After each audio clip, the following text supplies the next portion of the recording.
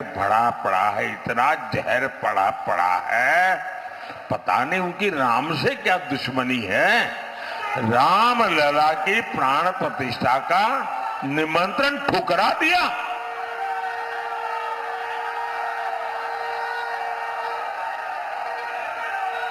अब यहां सपा के बड़े नेता यहां तक कहते हैं, और वो भी रामनवमी के दिन कहते हैं, ये राम मंदिर को बेकार बताते हैं, भद्दी भद्दी बातें करते हैं। और कांग्रेस तो राम मंदिर पर सुप्रीम कोर्ट का फैसला पलटने की तैयारी कर रही है।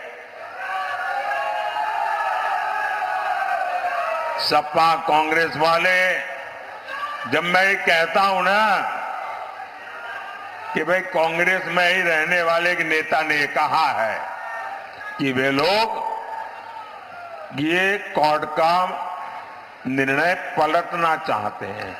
कुछ लोगों ने, यार ऐसा तो कैसे हो सकता है, भ्रम में मत रहिए। देश जब आजादी का आंदोलन कर रहा था ना, और देश के टुकड़े करने की बात आती थी, तो देश का हर व्यक्ति का नहीं यार, देश के टुकड़े थोड़े होते हैं, देश के टुकड़े होते हैं। हो गए कि नहीं हो गए? इन्होंने कर दिया कि नहीं कर दिया? ये किसी भी हद तक जा सकते हैं जी, इनका ट्रैक रिकॉर्ड ही ऐसा है। इनके लिए देश वेश कुछ नहीं है भाई, उनके लिए तो उनका परिवार और पावर, यही उनका खेल है।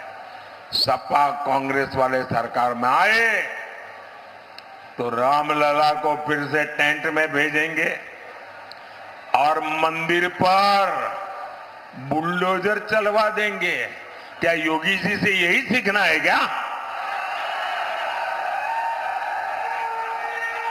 अरे जरा योगी जी से ट्यूशन लो, बुलडोजर कहां चलाना कहां नहीं चलाना।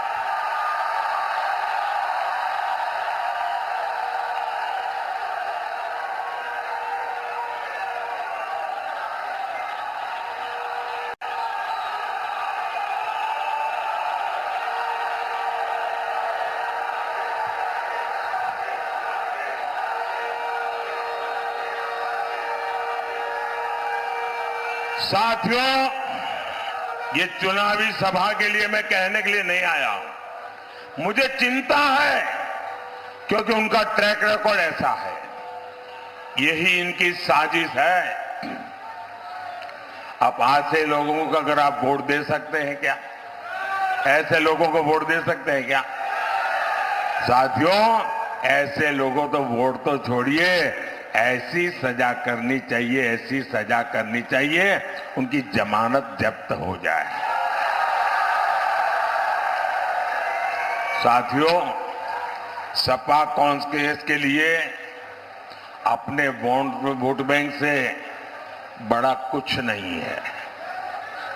और जब मैं इनकी पोल खोलता हूं तो ये बेचैन हो जाते हैं, नींद हराम हो जाती है। लेकिन फिर क्या करते हैं, जैसे बहुत बुखार चढ़ जाए ना, तो वो आदमी कुछ भी बोलता है, ये भी कुछ भी बोलना शुरू कर देते हैं, ऐसी गालियां देते हैं। आप मुझे बताइए, बाबा साहब आंबेडकर जब संविधान बन रहा था, तब धर्म के आधार पर आरक्षण के सबसे बड़े विरोधी थे। धर्म के आधार पर आरक्षण नहीं होगा, ये संविधान सभा ने निर्णय किया था, और सोच विचार करके किया था। अरे इतने ही नहीं, इनके परनाना ने भी धर्म के आधार पर आरक्षण का विरोध किया था। लेकिन 10 साल पहले यहां यूपी में इन लोगों ने धर्म के आधार पर आरक्षण देने की कोशिश की थी, और कर्नाटका में तो कर दिया। कर्नाटका को उन्होंने अपनी लेबोरेटरी बनाया है। इन्होंने कर्नाटका में क्या किया, जितने मुसलमान थे उन सब मुसलमानों को रातों रात ओबीसी बना दिया, थप्पा मार दिया, कागज निकाल दिया। अब जो ओबीसी को आरक्षण मिला था उसमें से बहुत बड़ा हिस्सा ये लूट करके चले गए और लोग वहां हाथ घिसते रह गए। क्या यहां आपका आरक्षण कोई लूट जाए आपको मंजूर है क्या? क्या आरक्षण लूटने देंगे क्या? क्या ओबीसी का हक छीनने देंगे क्या? क्या एससी का हक छीनने देंगे क्या? एसटी का हक छीनने देंगे क्या? अरे बाबा साहब आंबेडकर ने जो दिया है उसको कोई हाथ नहीं लगा सकता है। और बिहार के इनके चारा घोटाले के जो चैंपियन है ना, अदालत ने जिनको सजा फरमाई है, अभी जेल से तबीयत के बहाने बाहर घूम रहे हैं, वो तो यहां तक कह रहे हैं कि पूरा का पूरा आरक्षण अब मुसलमान को मिलना चाहिए। अब मुझे बताइए, इसका मतलब दलित, आदिवासी, पिछड़े, ओबीसी, इनके पास कुछ बचेगा ही नहीं भाई। मैं आपकी रक्षा करने के लिए, आपके अधिकारों की रक्षा करने के लिए 400 पार मांगता हूं आपसे।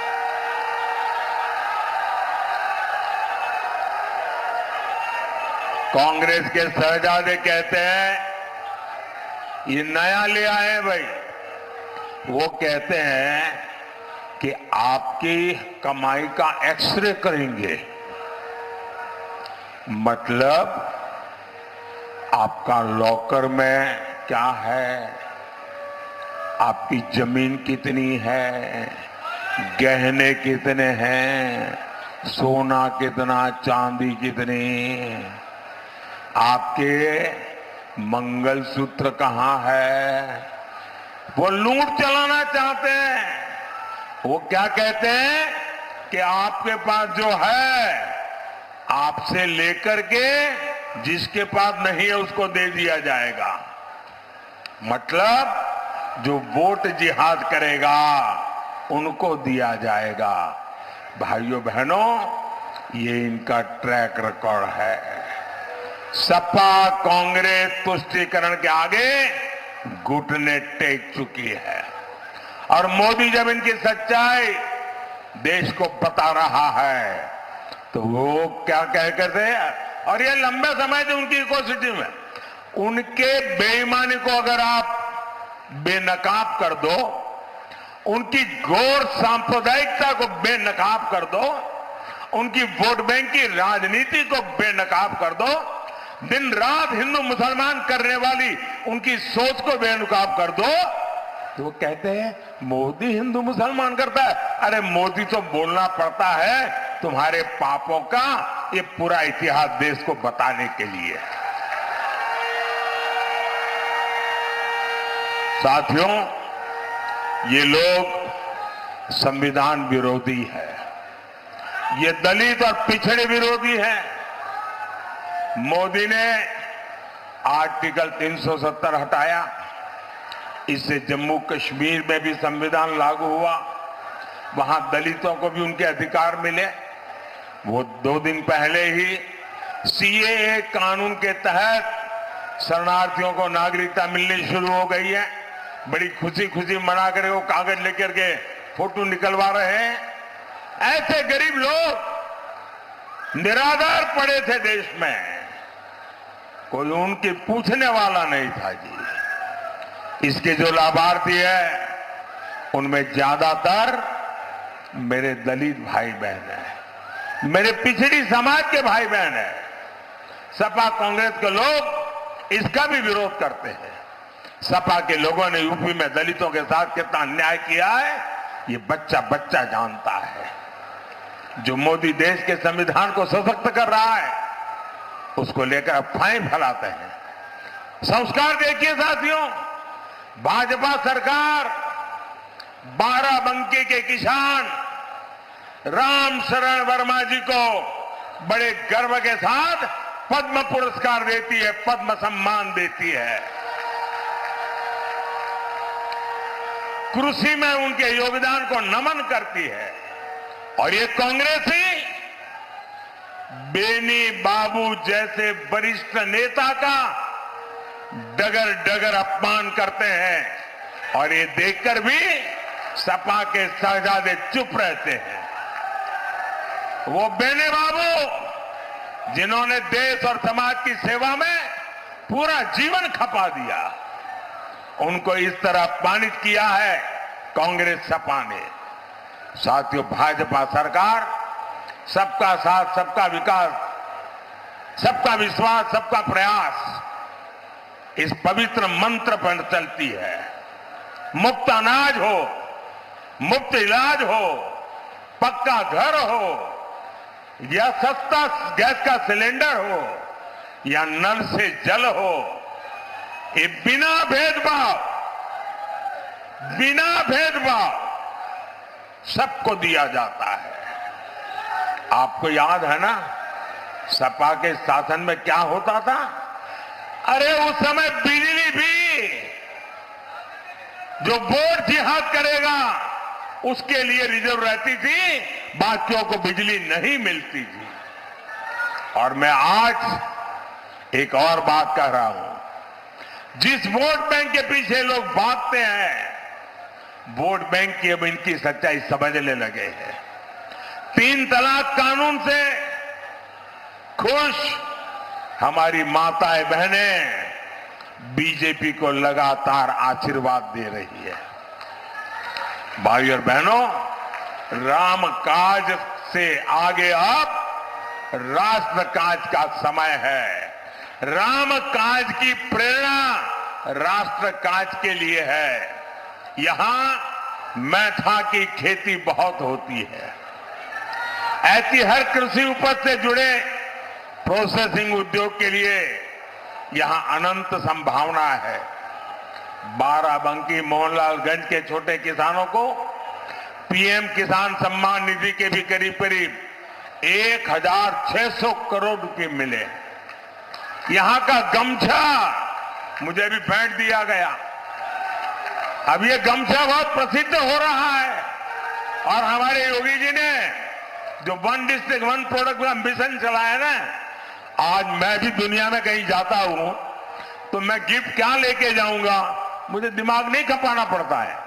मुझे लखनऊ में यूपी सरकार की वेबसाइट पे जाता हूं, योगी जी का 1 डिस्ट्रिक्ट 1 प्रोडक्ट देख लेता हूं और मैं कहता हूं भाई चलिए ये 6-7 चीजें ले लो, वहां दे देंगे लोगों को।